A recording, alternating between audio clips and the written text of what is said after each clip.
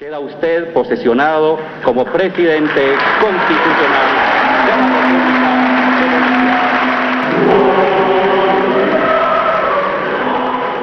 Bolivia. En diciembre del año 2005, Bolivia eligió a Evo Morales Ayma como presidente de la República y lo hizo con el 54% de un respaldo popular nunca antes visto en el periodo democrático. Este fue desde el principio un evento profundamente simbólico. Evo Morales le hacía justicia al rostro moreno de un país mayoritariamente mestizo, pero que a partir de entonces se identificaba como indígena en un 62%. Evo Morales nacía ya como mito. Era el primer presidente indígena de la historia, un símbolo demasiado fuerte para una historia de opresores y oprimidos. Una situación que durante los últimos 20 años de democracia fue juntando fuerzas hasta finalmente estallar a principios de la década del 2000 en diferentes revueltas populares que acabaron por derrocar al denominado último gobierno neoliberal. De esta manera, Evo Morales inauguraba con éxito lo que llamaría después la Revolución Democrática y Cultural. Ha habido un proceso en la sociedad de cuestionamiento profundo a estructuras tanto económicas como políticas que habían dominado la democracia boliviana en los últimos 20 años. En este momento se puede percibir un proceso de mayor inclusión social, de mayor participación, de mayor compromiso de la gente con este proceso.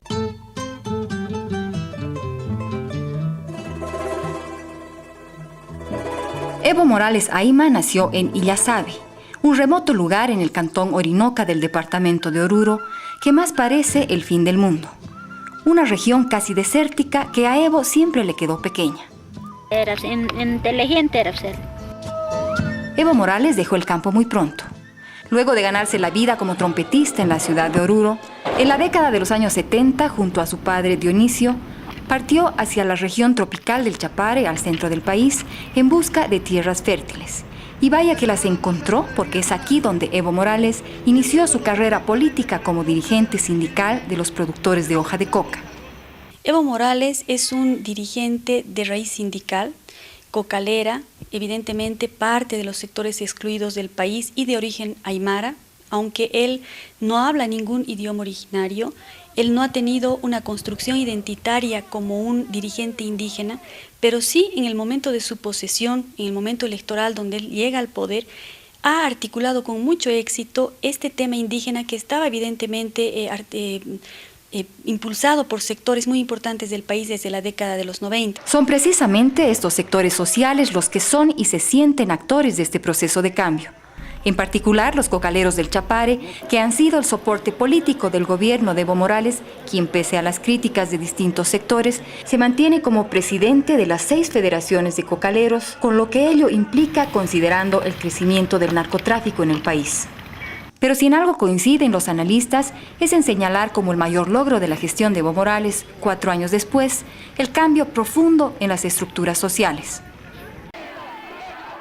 Esto se vivió como una amenaza a los intereses de algunos sectores de las élites en crisis, particularmente en el oriente del país y la denominada Media Luna, donde organizaciones cívicas y prefecturales articularon el bloque opositor al gobierno de Morales, quien a pesar de una serie de cuestionamientos ganó todas las batallas, comenzando por la aprobación de la nueva Constitución Política del Estado y terminando en un referéndum revocatorio que lo ratificó en la presidencia con el 67% de respaldo popular. ¿Qué de bueno hizo el presidente Morales en estos 4 años de gobierno? La fortaleza de la gestión de Evo Morales ciertamente fueron las políticas sociales de alto impacto. Se redujo el analfabetismo, se operaron enfermos y se repartieron bonos a los niños, los ancianos y las mujeres gestantes con el dinero proveniente de los recursos petroleros nacionalizados, cuya bonanza fue para Bolivia extraordinaria pero también efímera.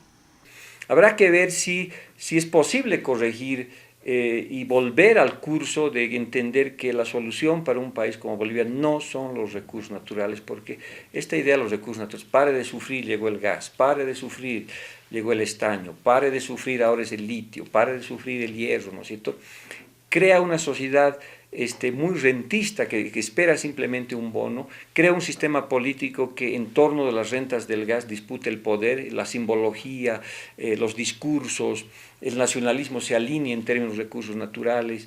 De allí que los importantes logros macroeconómicos como el aumento del ahorro interno, las reservas internacionales, el superávit comercial, el mantenimiento de la moneda, la inflación moderada y la condonación de buena parte de la deuda externa sean vistos como insuficientes.